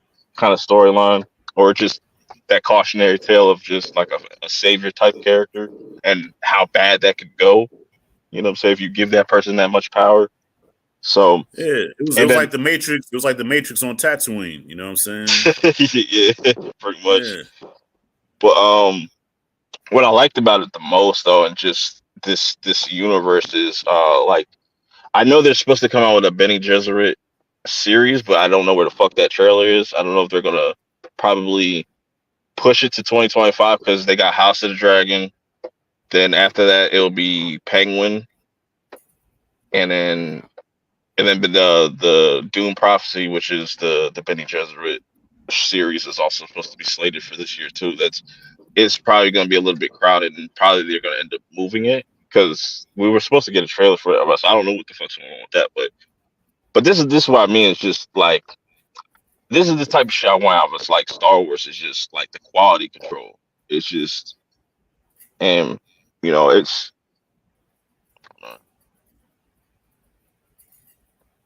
you haven't seen Dune. But no, we're not going to talk about. We're not going to talk All about the right. whole movie. Nah. I just wanted to talk about like certain things. Like Timothy Chalamet just got like he read up on a whole deal, and I was just looking at it. I was like, yo, he made Wonka made like 600 mil, and now Dune's about to make 600 mil. So it's like that's two very successful movies under your belt within like 4 months. That's pretty crazy. But yeah. So yes, Doom definitely is the winner of this month, and it's gonna be curious. I'm curious to see what it's gonna end off with, and how it's gonna do in award season because it's definitely gonna be at the Oscars and stuff like that for Oh sure. yeah. And It's probably not going to cross $1 billion though, right? no. But that's fine. It doesn't need to, but it's got enough hype and momentum, and people are interested now. Like a lot of people are now actually getting into the books and stuff like that. So by the time Doom Messiah does come out, which probably won't be for another like 5 years or something like that, it Right. that movie should make like $1 billion or at least close to it because it's a very Yeah. different movie. It's not like your typical blockbuster and stuff like that. This is not like something you take your whole family to go see and whatnot. With the rate of inflation, it better make way more than $1 billion in 5 years from now. Yeah, I'm just saying like Yeah. like this movie doesn't necessarily, but like it even making if the box office ends with 700, that's a feat Yeah. within itself. And like the first Dune did really good, like it made 400 million, and that was like in the middle of a pandemic and stuff like that, where we having all those shutdowns. So that's still impressive as hell. So Yeah. Now say two. this movie. I was gonna say two is a big improvement from that first one. That first one I was not a fan of at all. It had good visuals, but that kept putting me to sleep. But yeah, two, I was surprised by how much I dug two. It's interesting because like you'll have some people they like one more than two. You know what I'm saying? So but I feel like they both flow within they flow with each other like perfectly. Like once you see part two, you appreciate one more, like getting all that set up out the way and stuff like that to kind of get right into the real shit with part two, and then we get to the final act, which is that's gonna be Doom Messiah, and then that they did a good job just kind of building towards that. Even though you're gonna have to wait a minute, but you know what I'm saying, I'll feel like it's gonna be worth the wait. Sure. Well, that's why I really wasn't fucking with the first one that much because it felt like it was all set up in world building, which a movie needs. But it was the whole movie. You know what I'm saying? Mm-hmm. Yeah. That's all it was, and I'm like, I didn't really get a chance to really like. I really didn't get a chance to bond with the characters and nothing like that. It's just like, okay, we're setting up for the second movie. But like after rewatching like part one multiple times again, it's just I appreciate it more because they get, like I said, like they get to the point with a lot of things very early. Like that first 30 minutes, like it's all like, oh, Paul's going here, Paul's going this, like the scenes that he has with specific characters and stuff. Right. And it's just all kind of building up on his character, and you see just like he's a much different Paul from the first movie to the second one. It's just like you see that whole transition. I think they did a really good job of that. And oh yeah. And it's just like, and there's constantly stuff happening also in the first one to kind of keep you engaged. But I can understand why certain people kind of check out. But if you see it, I would with these movies, you definitely got to watch at least twice, because especially part two, because there's a lot of like little things that you might miss. There's always things that I kind of pick up on later. Like after my third or fourth watch, I was like, "Oh shit, okay, that's connected to this. That's a callback to part one, or just that, this, then the third." So there's a lot of things that kind of go over people's head, which is understandable because it's like it's giving you a lot. It's complex, but it's not complex enough to like completely lose the audience and stuff like that. But no. Yeah, and I ain't fall asleep not one time, so that says a whole lot. I didn't like the movie's 2 hours and what 46 minutes. I actually no, I did sleep in the beginning. I got my nap out Speed. early. And then after that, I was up the whole time. Yeah, Yeah, man. Like, but this is my type of sci-fi for sure. Like, I like the tone. I like all these characters now. I like just the direction that it's going in, and they have a lot of momentum to kind of just um to build out something unique and stuff. And it's interesting, even looking back at like looking at this movie and seeing how it has like Dune has influenced like stuff like Star Wars, and just not even Star Wars, just other things and stuff like that. And it's crazy that Dune's been around this long, and it's like stories like that always kind of come back, especially at this time where we're getting all these different type of character types and different story ways, different ways to tell stories and stuff in general. I feel like it's a perfect time for Dune to come out and stuff. But you know what I'm saying? yeah. Which is surprising because in like Dune was that forgotten movie from the '80s that nobody really gave a fuck about. It was just that sci-fi movie with the sand and the big worm, and Sting was in it. So nobody ever talked about Dune. You know what I'm saying? So the fact that it's able to come back like this in a major way, like that's huge. Yeah, for sure. And like I said, I think Messiah is gonna do just as big as it's gonna be just as big as you know, the second part. So with that being said, oh, K-Dot's back. Hold on. I got one question. So y'all see these giant ass worms that are going around. What is gonna be the size of the ass blasters that come out of these things? What? Like that's what I'm waiting for, and I don't think it's gonna happen.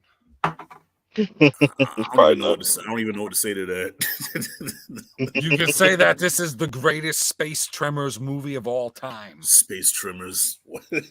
Space Tremors. What's the difference? Facts. But the worms in this are infinitely bigger than those tremors. I agree with and that. less aggressive. The ass blasters. Tremors is cool. They come to the same sounds. It's true. Well, see, like I said, like Tremors, that also, say there's that Dune influence there too. True. It's interesting. But so next big movie that dropped this month was Ghostbusters. Busted makes me feel good. I did not see the Ghostbusters. No Diddy. Yeah, well, this came out and it was disappointing. In my opinion, it's disappointing. It seemed like a lot of people either loved it or hated it. It's just one of those polarizing films and stuff like that. Because I really liked Afterlife and stuff. I'm not a huge Ghostbuster fan like that, but I really liked Afterlife. I enjoyed what little I've watched of the cartoon. So you know what I'm saying. I like the original movies. I didn't watch 2016 because why? Why would I do that? I don't know, but I just there's I don't know. Because it's got Thor in it. There's people that actually love this movie. Seriously? Yeah, there's people that like this shit. I was just like, there's just way too much shit going on in this movie, man. Wow. And like the first trailer really sold me on this movie.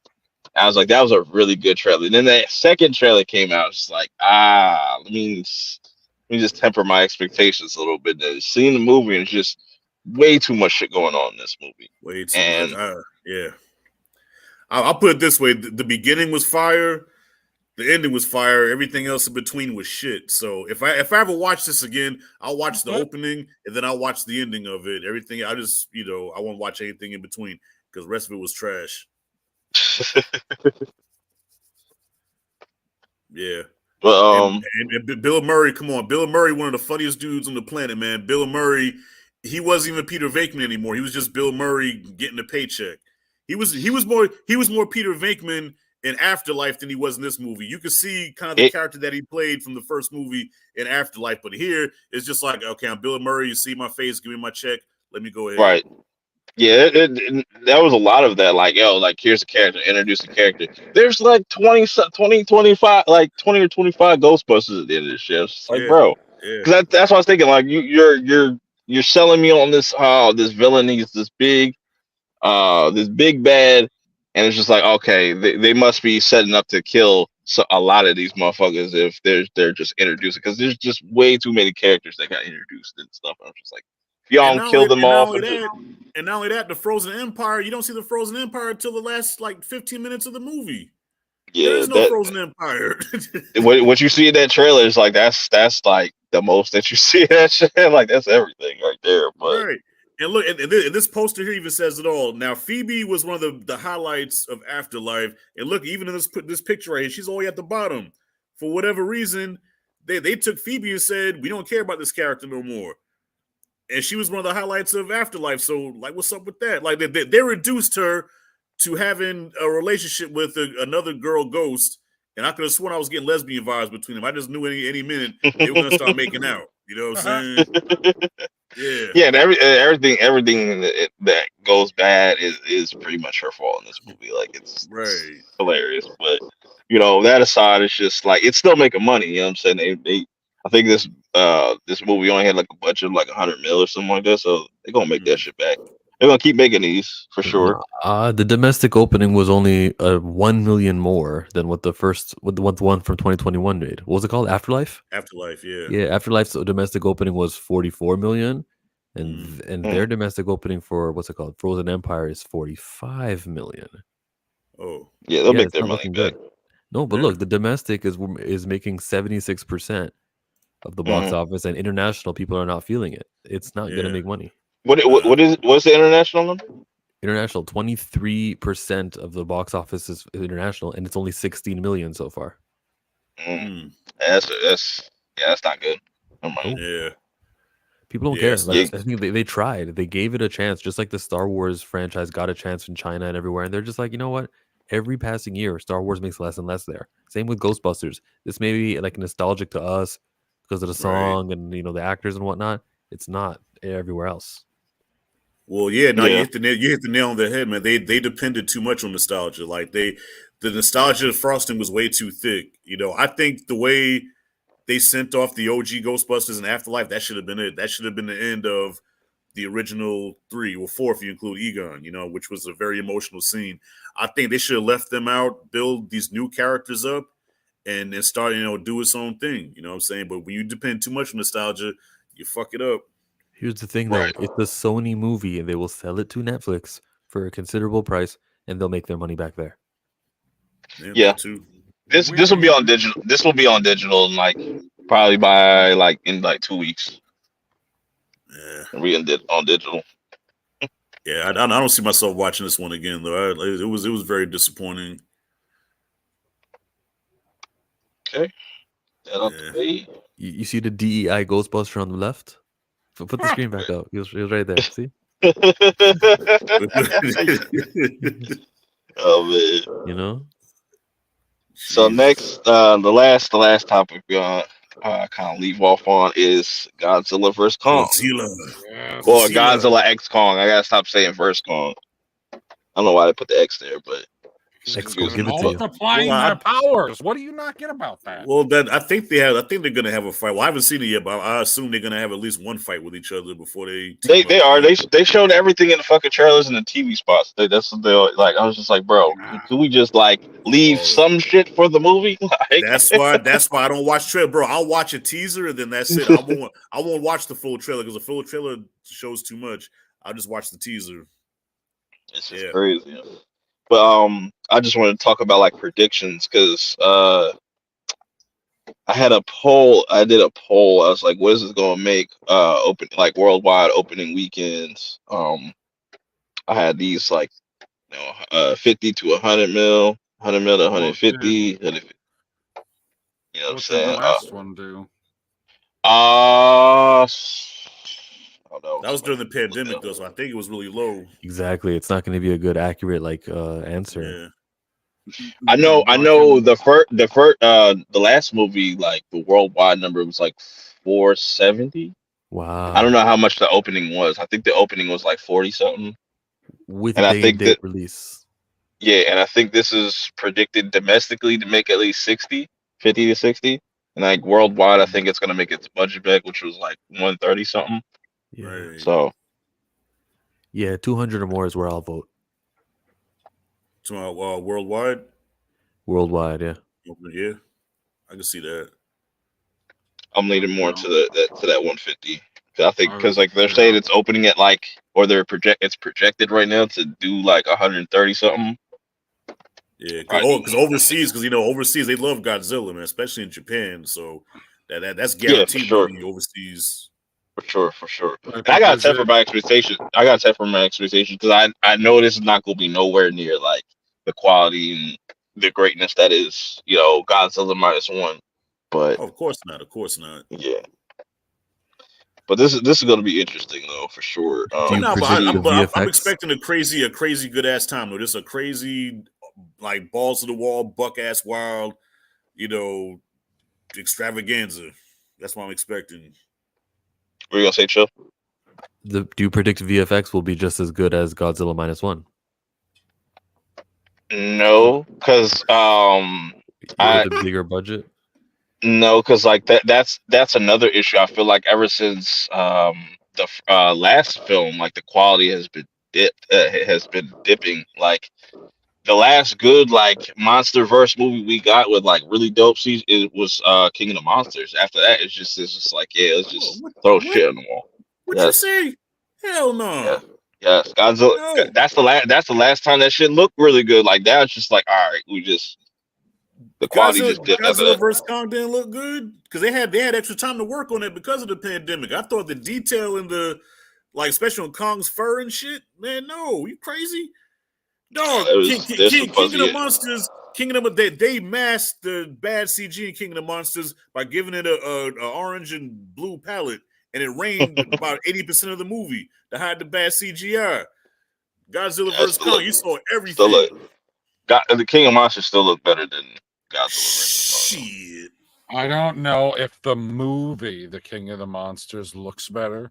King of the Monsters has more pull back wide shots of what's going on compared to being right in your face all the time with Godzilla and Kong and Mechagodzilla punching the fuck out of each other. Man, I thought that shit was fire, man. Only thing I ain't like is I was Team Kong. I ain't like how Kong got dogged, in the second fight. Even though I thought he won that second fight up until Godzilla got his second win and fucked him up. But nah, Yeah, y'all crazy, man. Nah. Nah, but it's just like the quality of these movies has definitely dipped for sure. Yeah, you see it in Godzilla X Kong and shit too. Like it's just they don't care, and they know it's people are not going there for like the glitz and glam. Like we just want to see monsters fight. That's all people care about. That's all we want to see with these movies. We don't care about the story when it comes to these monster verse movies and stuff. Well, I tell you what threw me off though was seeing Godzilla running because I watched that trailer right after watching -1, so -1 was just like crazy, and then I see Godzilla running full speed. That's it. That right there. Doesn't run. That right there told me everything I need to know what this movie about to be. And I was just like, okay, that's where we're at. And he said I saw a clip of like Kong hopping on Godzilla back. I was like, okay, Yeah, he's riding Godzilla. No, okay. he was riding him, man. I was like, okay, this is what we doing. Oh shit! They really they really are embracing that old them old Godzilla movies. Where Godzilla was drop kicking motherfuckers and shit like. Yeah. Oh, I love those. We'll see though. I'm gonna see it. I'm seeing it tomorrow with my nephew because it's his birthday this weekend. So I was like, I'm gonna treat you to a movie and stuff. Don't ask me for nothing else. I asked me for nothing else. I don't think he's ever seen an IMAX either. So Does he get popcorn? No, not with me.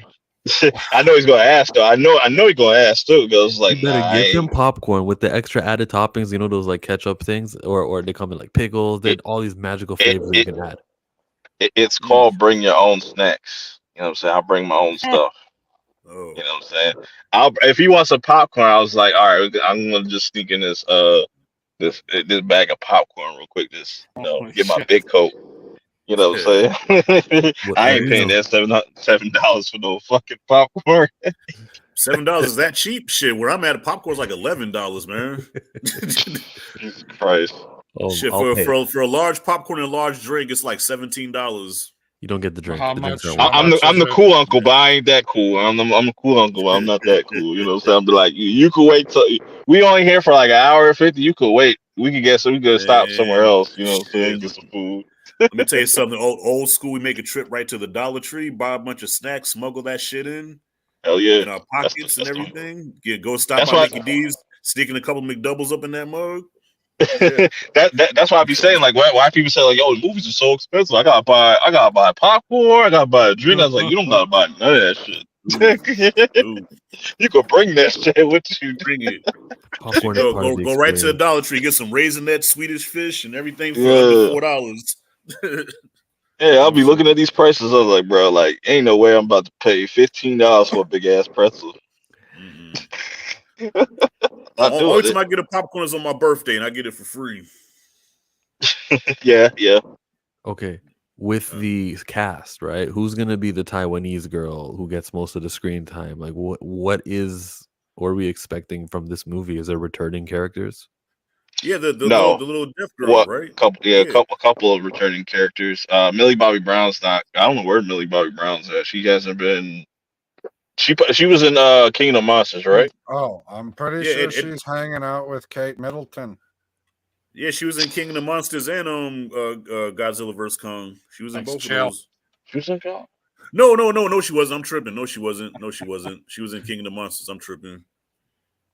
Damn. Yeah, like I said, like we don't care about none of the humans when it comes to these MonsterVerse movies. Like that's Fuck no. But how often are they on screen? You think this is gonna be the movie where they go majority monsters and less human? I No. fucking hope so. Yeah, they need to. Now, -1, I cared about the humans. I cared deeply Yeah, about you the saw humans. he was getting stomped on. Like, I was Yeah, I cared. That shit almost brought me to tears. I almost cried at the Godzilla movie, man. What the fuck? Transformers have a better human robot ratio. it's probably they're pretty much on par. Yeah. The robots are way smaller. Even the giant one in number 2, right? Number 2 or number 3? Shit. Which The one at the giant one? quarry. The one at the quarry that's sucking everybody up. Oh, that's 2. That's in 2. Okay, yeah, that's the biggest one that I can think of. The one that's the movie that John Campia dropped the M bomb right there. Yeah. I remember for that. real? I remember. Did he Yeah, review you that? can look that up. What a Yeah. moron! Really? Yeah, Yeah, because somebody had a name. Somebody has a name and stuff. Oh wow. The Somebody had a- context of it isn't as bad as it sounds when you watch it. Sure. That shit was just a funny moment in John's career, though, man. That's Oh funny. man, what was it worse than Booker T calling Hulk Hogan that word? Hulk Hogan, we coming for you, nigga. He catches himself real quick. I gotta find that. That's funny. But that's pretty much all the topics I had for tonight's show. Good little start. Next episode, just be on the lookout. Just pay attention to the community tab, Twitters. You know what I'm saying?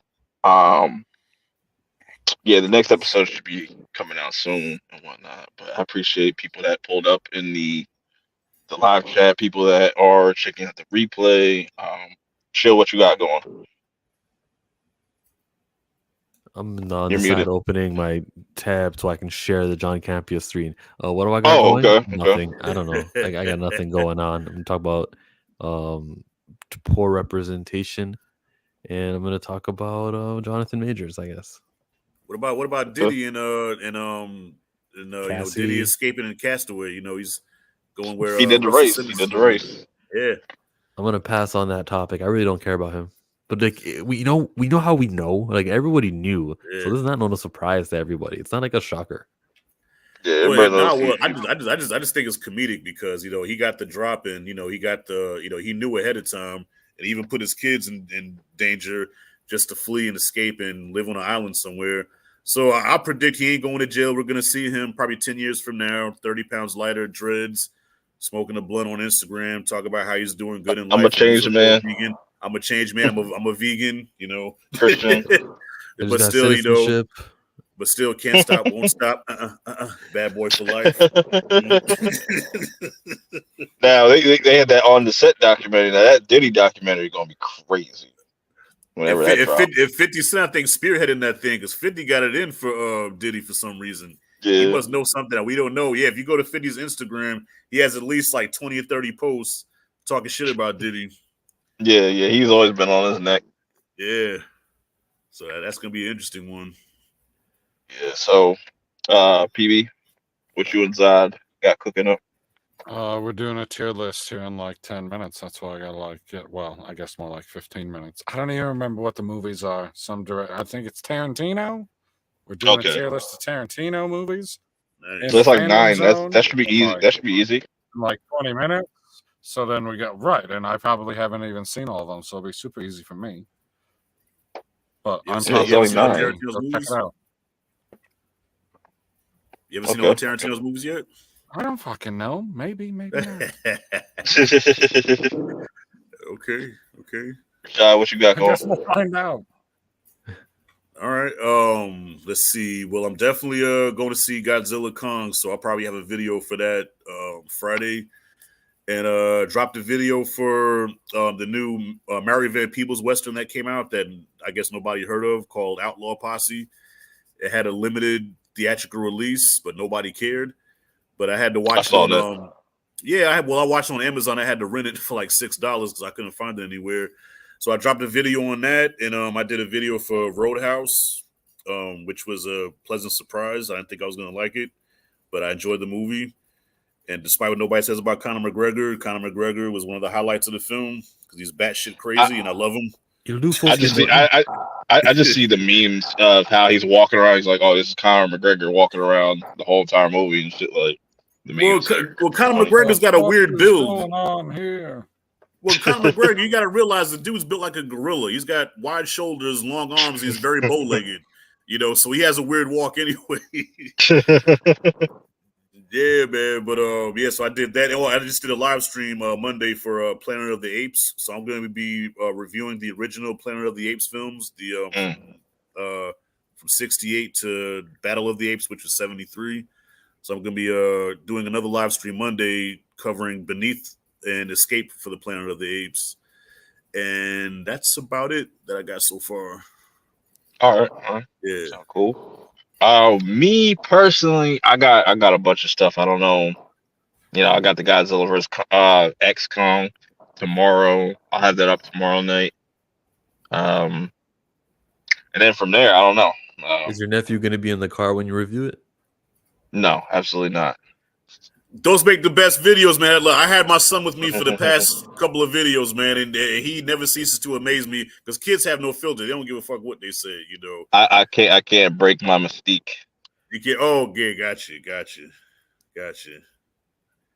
Yeah, my son called me out one time. Purp, I don't know if you saw the video. It was a Space Jam video I did a couple years ago, and this is during the pandemic. So I was like, "Yeah, man, we couldn't go to the movie, so I wanted to create the theater experience here at home. So I made some meatball subs. I made some popcorn, had some candy." He said, "You didn't make no popcorn." I said, "Oh, I didn't make popcorn."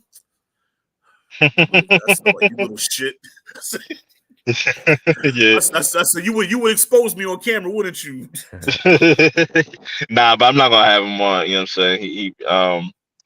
But yeah, gonna have a busy weekend with him and stuff whatnot because his birthday. He's gonna be turning 13. That's crazy. I'm just like, bro, you're gonna be driving soon. That's fucking crazy. But anyways, I'm gonna get out of here. I appreciate anybody that checked out, this live or You know, you're checking this on the replay. Make sure you hit that like button. Please hit the like button. Even if you don't watch the stream, just hit the like button. I appreciate it. You know what I'm saying? Okay. So till next time. Peace.